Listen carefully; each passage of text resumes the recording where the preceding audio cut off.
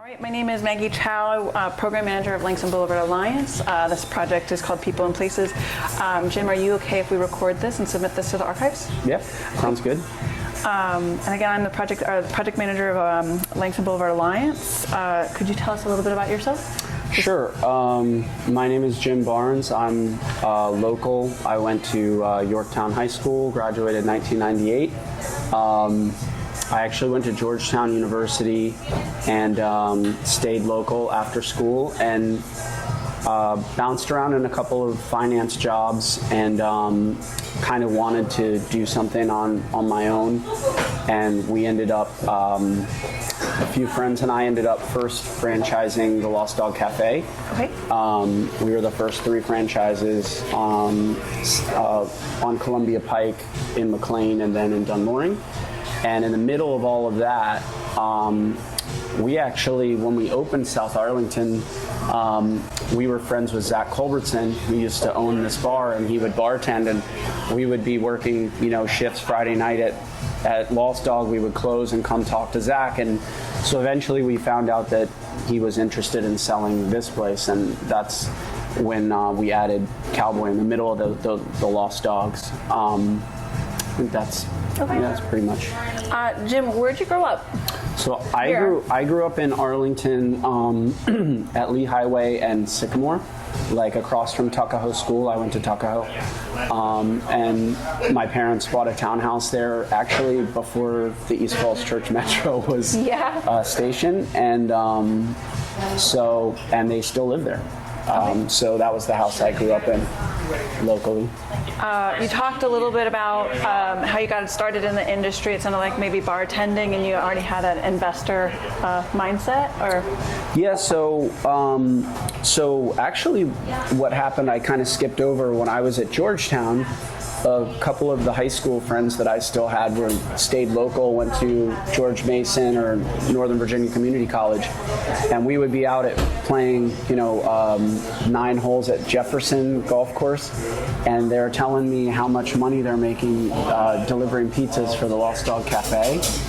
And I kept hearing about it, and I said, I kept trying to get in there, and so finally I worked like a Sunday night, and I ended up working there for 10 years. Like I worked there all the way through Georgetown. I was pulling 30, 40 hours driving because it was good money, and it kind of was a nice balance with the school, and then it gave me the freedom, I had some money. And then during that time, we were watching how well the Lost Dog was doing, and we loved kind of the feel of it, and we knew the owners, and we knew he actually had an interest in franchising. So in the midst of going to work for a title company, it's no longer around, it was Lighthouse Title, and then I had jumped over to Countrywide Home Loans, so I went title company to doing loans in the boom of the refi boom back then, and then jumped over to Freddie Mac, and during that time we had decided that we wanted to go for it. So we kind of talked to our investors, were parents and a friend, so we were basically like, how do we do this? And we started trying to put it together, working with the franchise at the same time to get the document. I mean, it was just a lot going on, but we were able to figure it out. Well, that's a little bit about you. Tell us about the business. What is Cowboy Cafe known for?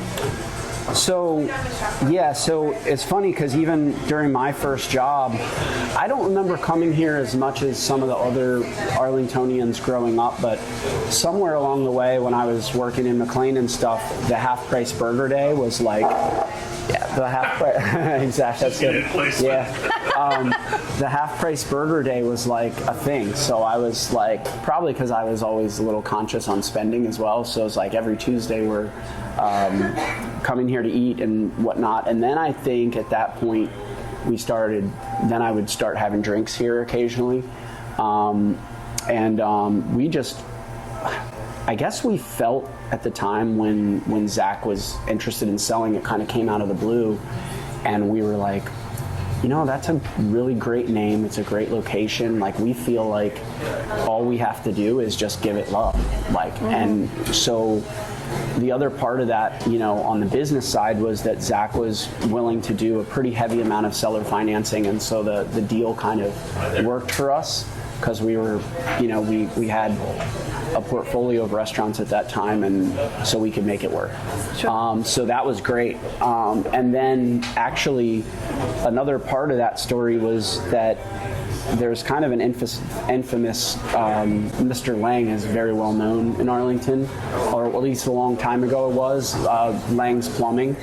And in fact, when I used to play T-ball and stuff, he would sponsor a team, Lang's Plumbing, and so he was actually the landlord here, and I developed a friendship with him when we first bought the business, and we ended up buying the real estate from him a few years later, which in our eyes was huge because we were like, we love this, but we can only protect it for as long as we get lease deals. And the way that developers and the way that different things happen with development, like we could lose the business. Sure. So it was we were very happy to be able to work something out with him to make it a more permanent.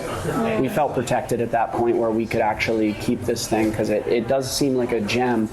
And then we got a big boost when Arlington decided to do the TOSA permits during COVID, because we weren't ever thinking that we would have the ability to do outdoor seating.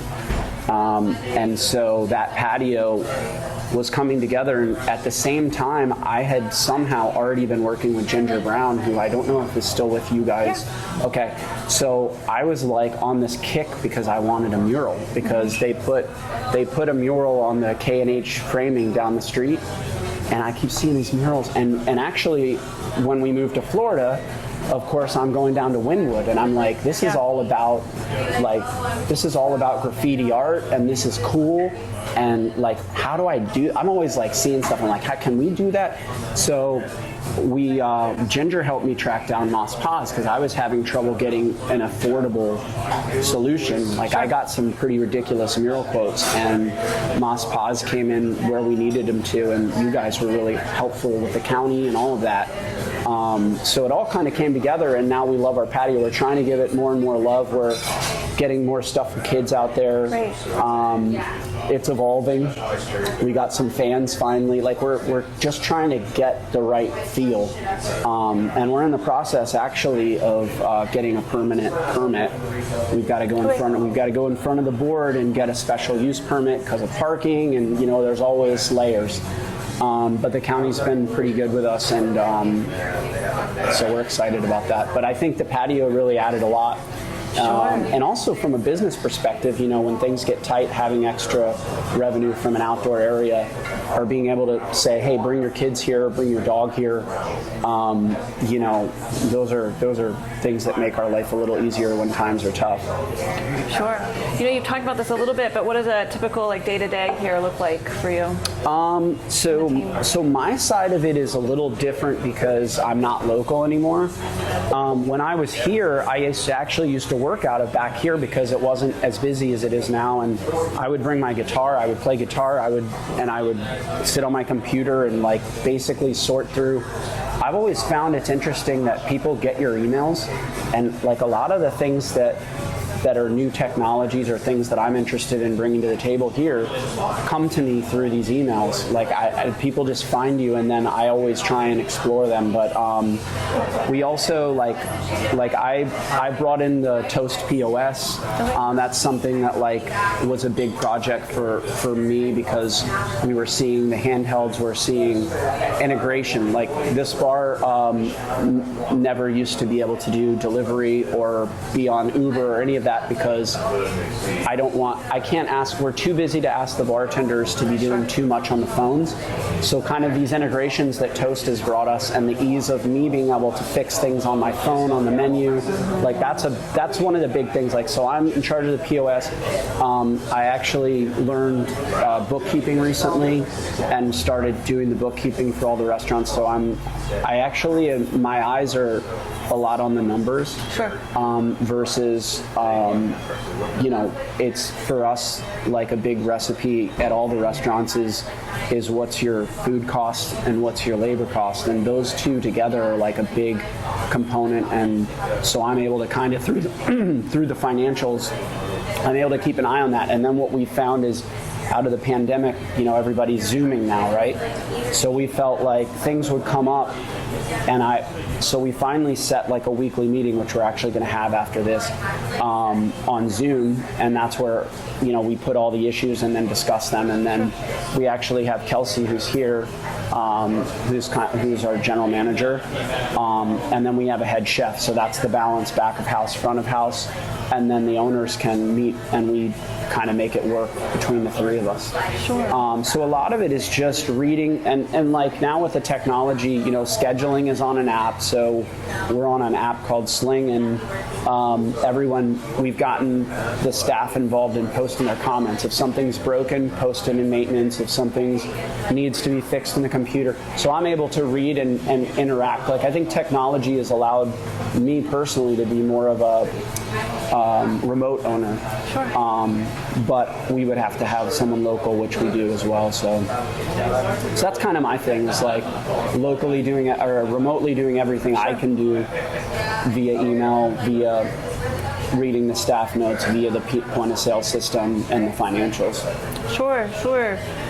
And then, as far as the business goes, what kind of clientele do you have? You mentioned a couple times families and wanting to kind of bring in that audience. Is that an audience you've always had, or guests that you've always had that were family, or have things changed? So what's very interesting about that is I've been told that when this bar first opened or became Cowboy Cafe, or maybe even before when it was the Clam House, it was at one point a pretty rough biker bar. By the time that we came around in 2012, I think it is a mix of a little bit for everyone, like families, and as well as anybody really that just wants a drink and some good food and a warm atmosphere. We've been called a dive bar, and I guess what that means is like we've left, we're gradually fixing things up, but we're also trying to leave the feel. But now I think we target everybody, but the patio, like between families, people with dogs. Like, I just think you're trying to have a little bit of something for everybody. And, we keep some draft beers rotating. We try and keep up with liquor as well. Like, believe it or not, we sell a fair amount of liquor as well. So we've got some drinkers. Yeah, we've got some drinkers. Actually, I had no idea how much liquor until we started, seeing that. I'm like, that's a lot of bottles. But, at the same time, we definitely don't have too much raucousness or rowdiness until the very late hours, and then things can get interesting, just like any establishment that serves alcohol. But for the most part, we have friendly people that love the bar, that love the people here, and it makes me happy. Like, this location is special for sure. Oh, I love that. Who else is involved? You mentioned business partners. How many of there are you? Who are they? So my brother and I are pretty close, and so we always, years ago we were doing everything together business-wise. So, and then one of my best friends, Wes Clow, and another best friend, Michael Danner, we were just kind of close and all worked at the Lost Dog at some point together, and so that's the foursome. Mike Danner and Wes Clow are my year at Yorktown, 1998. My brother was 3 years younger. So yeah, it's just the four of us together. Okay, great. The fearsome foursome. Yep. Can you tell us a little bit about the history of the business? I know you haven't been the primary owner the whole time it's been in operation. So my understanding, I guess there would be 4 owners over the course. Actually, we tried to put them up right here. Oh, fun. Little Mount Rushmore of... So interesting. So that's owner number 1. That's John Lang, who I was telling you about. He's kind of gangster, so we put a cowboy star around his chain around his neck. Love that. He owned the Clam House, and he was running. I don't know how much you want to believe or how much I want to say. I think there was a fair amount of gambling. I think there was other illegal illegal activities going on under his reign, but I don't think he would care if I said that. He would say things to me like, you know what I would do is I would get a bunch of tap handles from different beers, and then I just put Bud Light on all of them. He does stuff like that, you know. It was funny. So he was a trip, but he was the first one. Charlie Campbell was the second owner, and I can't remember the exact story, but he said that he was working at a kitchen in Colorado, and he made one of the dishes wrong, or he mixed something up, and the chef yelled at him and said, "What do you think this is, the Cowboy Cafe?" So it always stuck in his head, and then that's why he named it Cowboy. And then Zach and his brother Matt were the next owners. These two? And they're who we bought the bar from. And then Erica was our first GM. Like, she was working for Zach and Matt, and she was just wonderful. And she moved to California, but we put her up. And Jerome was our favorite regular when we bought the bar. He did pass away a few years ago, but he was always. I put a little plaque on his thing when he was still alive, and he would always sit at the end and be friendly with everyone, and people would buy him drinks. I don't think he was supposed to be drinking as much as he was, and it didn't help that everyone's like, buy one for Jerome. Yeah. You know, so he was interesting. But yeah, so that's kind of the history of ownership. Okay. What was the year that it got Cowboy Cafe named? Yeah. I think it was 1991. 91. I have that date stuck in my head, and it might be in the article I sent. And I think it was. And I think before that it was the Clam House. And I always wondered what the building was, because this back room wasn't always here, and that cutout was. I almost wondered if it was some kind of garage thing at one point, but yeah, I don't know. Yeah, 1991, and I think that's the date we go off of, and I think it's on the anniversary shirts and stuff like that. Yeah. Sure. So a little bit about your history. What are your most memorable moments? Here? Yeah.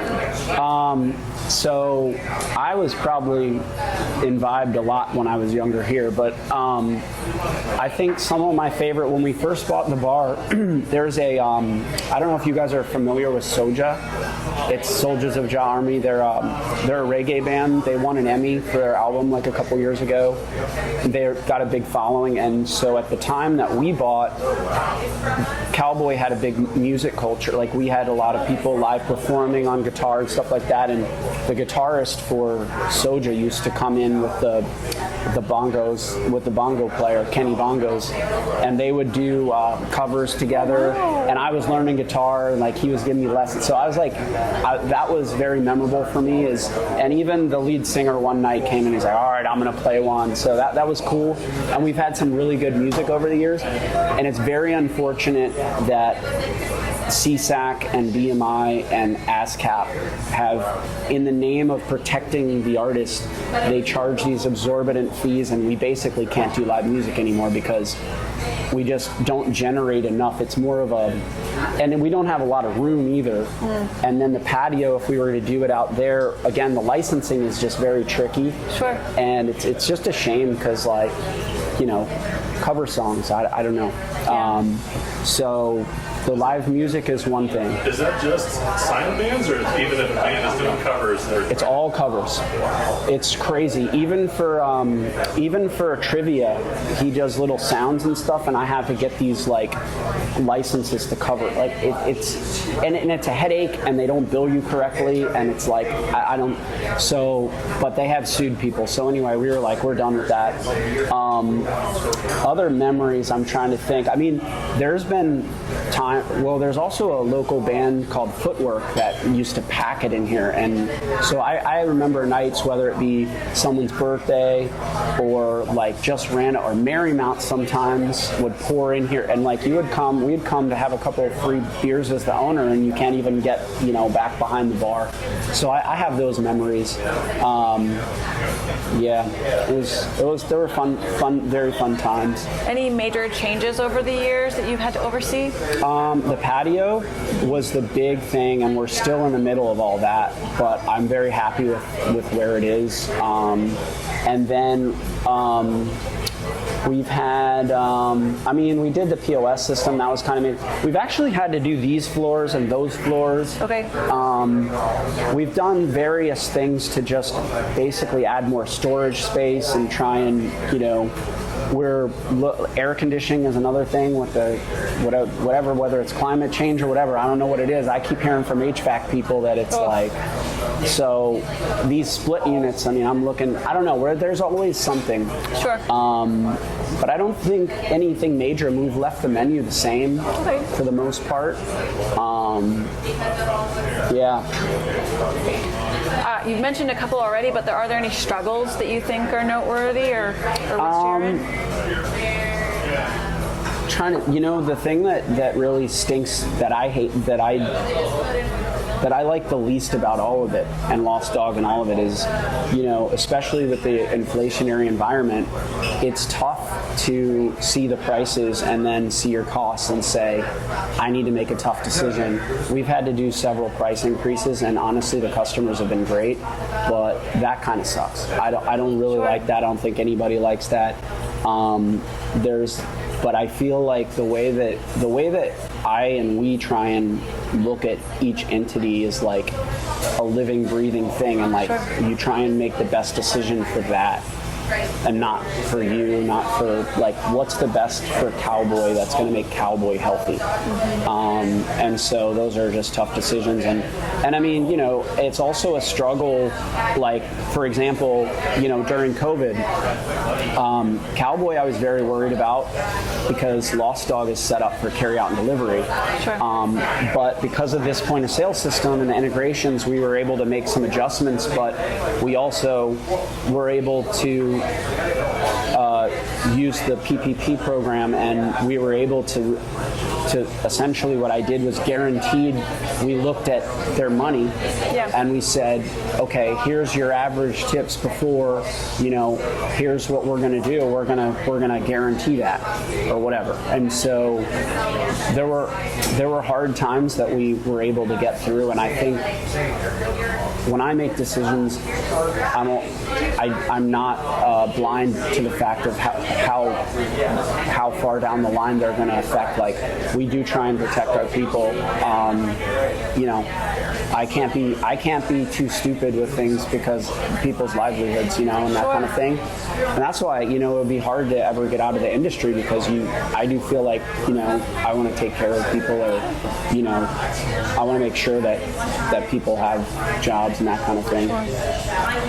We've talked about struggles. Have there been any successes that you think are really noteworthy and you'd like to share? Well, we keep coming back to the patio, but after we got kind of that going, I think our numbers here went up by 30%. I think we've good. And I think also what that is bring the Culbertsons at the end of their reign, I think they were ready to get out, and I think just showing the bar love and just being kind of steady and paying attention to it. I think the product has been good, and so I was really excited when we were able to secure the real estate because being your own landlord in the business, I trust the tenant, I like the landlord, so that was probably one of the bigger successes early on, and then getting the patio. We had actually opened this up early on as well. This was actually just a small door, so by kind of opening it up, it just feels bigger. It does. So that was one of the things. So we had to get a structural engineer in here, and it looks great. So I don't remember exactly, but. Yeah, those are kind of the main things. Sure.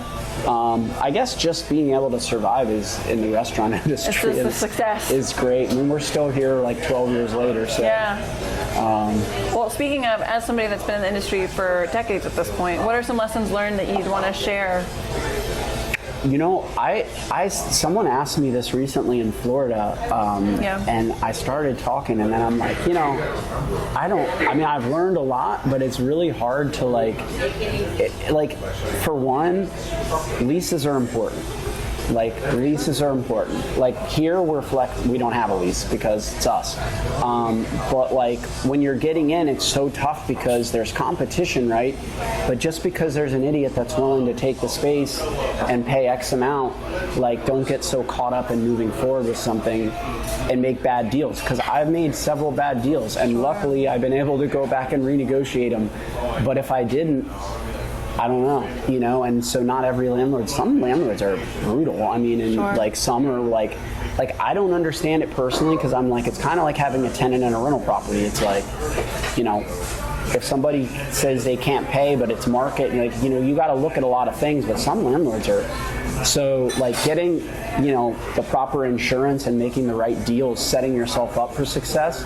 And then what's really been something lately is just focusing on that labor and the cost of goods sold, because like you can spend your way right out of business. And if you don't raise your prices, like, and you're just eating, then it gets harder, because then the price increase looks bigger.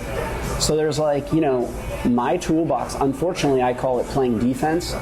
I want to play some offense, but I've had to play mostly defense recently, like it's like, how do I get a better lease deal? How do I cut my costs? How do I make sure labor's in line?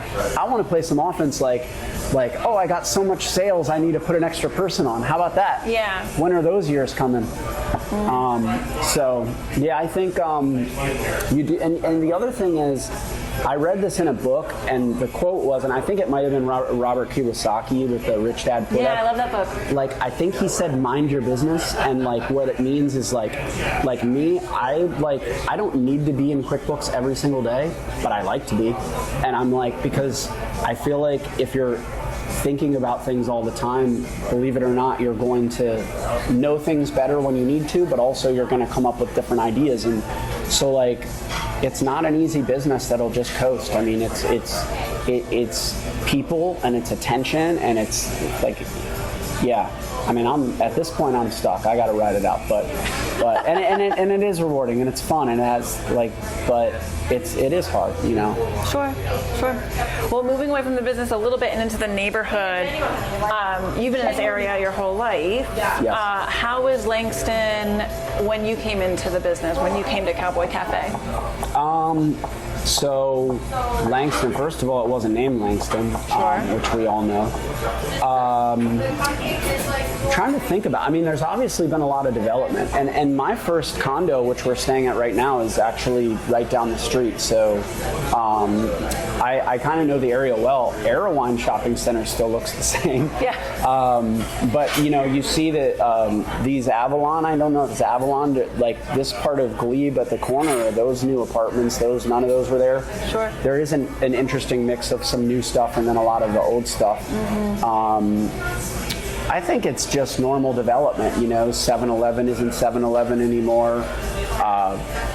That corner down there, it's probably some bank still, but like it used to be. It flipped over a bunch of times. Sure.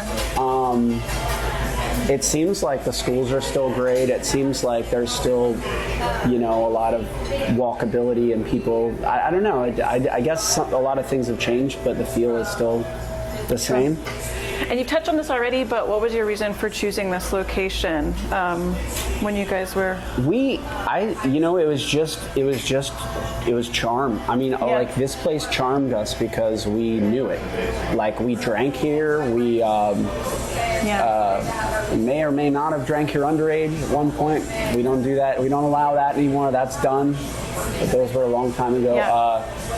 So we knew the name and we're aware of it. And I don't know, for some reason, like, it's different if you're like, oh, that, like, if it was like, for me, if it was like Pupatella, right? Fantastic, I love it, but I didn't ever go there, so it's different. Like here, it's like, oh, I've been there a million times. I used to bring lunches back to the office. Like, I definitely want in on that. Sure. And the location, we knew, especially owning the real estate, it's like, that's solid because this is a great neighborhood. It's highly visible. The parking is an issue, though. Parking is an issue. Luckily for us, we have some overflow lots that who knows how long we'll have them. Sure. I hope that we have them forever. We have a good relationship with the owner of those lots, but that is a concern, and I don't know where that'll go. Sure. I don't think it would. I don't know how much it would kill us, but it would hurt. Yeah. And that's something that I don't know whether, like, these EVs that'll drive themselves around will eventually solve that problem. I don't know. So we're just. I've learned that sometimes you just got to say, this is what I can do right now. We've heard that from a lot of the businesses in the area. Parking is... I mean, we were smart enough to get on it right away. I inquired about that lot. We got it done. It was one of the first things we did over here, and then even jumped and added this one for some overflow. That's only nights and weekends, but that's a threat. Sure. You've mentioned a couple customers by name. How are your regulars? How are your customers? So I'm less familiar with the regulars now, although I do recognize a lot of people when I come back. But they're wonderful. We hear about them a lot, and the bartenders love them. They get to know the bartenders. I'm actually glad because for a long time we had the same staff, and we've actually had a little bit of few new faces that are wonderful, and they're getting right in with the regulars. So that's great to see. It's important. Just going through like historical markers, you talked about COVID a bit. Is there anything else you want to share about your experience with COVID and running this business? Gosh, it doesn't seem as scary now, but I think it was scary. Just because the thing that's very difficult about the restaurant business and a lot of businesses is like, we need to make money every single day. Like it's not like we don't get a day off. Like it's like our end of month depends on every day. And so like when COVID started and you start to see like $200 in a day or that stuff is pretty scary to see. And luckily we were able to get the carry out. I mean, I think Virginia did a great job from a business perspective, finding a balance of the 30%, whatever they did. I can't remember exactly, but it was better than down in Florida. I've met a lot of people in California that were not very happy about just being shut down completely. And then Florida took their own, obviously, stance on it and just stayed open. But I think Virginia did great because we really didn't get hit that hard once kind of the shock, once things kind of settled after the first couple weeks and the guidelines, I don't know in terms of other challenges, but yeah, that was the main. We talked about the renaming. Did that affect you or your business at all? Other than having to change a lot of things, not administrative really. stuff. Yeah. Okay. Yeah. I mean, I don't know. I've learned that like there's passionate arguments on both sides of things. I grew up with a street named Lee Highway that I just knew that I lived next to. I never even really thought about that it's named after Robert E. Lee. I never thought about it. But it is what it is, and so you just roll with it. So it's been fine. And then we talked a little bit about the housing increase. What about gentrification in Arlington? Is that, as a resident, a long-term resident too, I'm sure you've seen that different iterations of Arlington over the last couple of decades. Has that affected business or I haven't paid attention to that in terms of business, and I actually moved 8 years ago, and I don't know. I don't really know anything about it.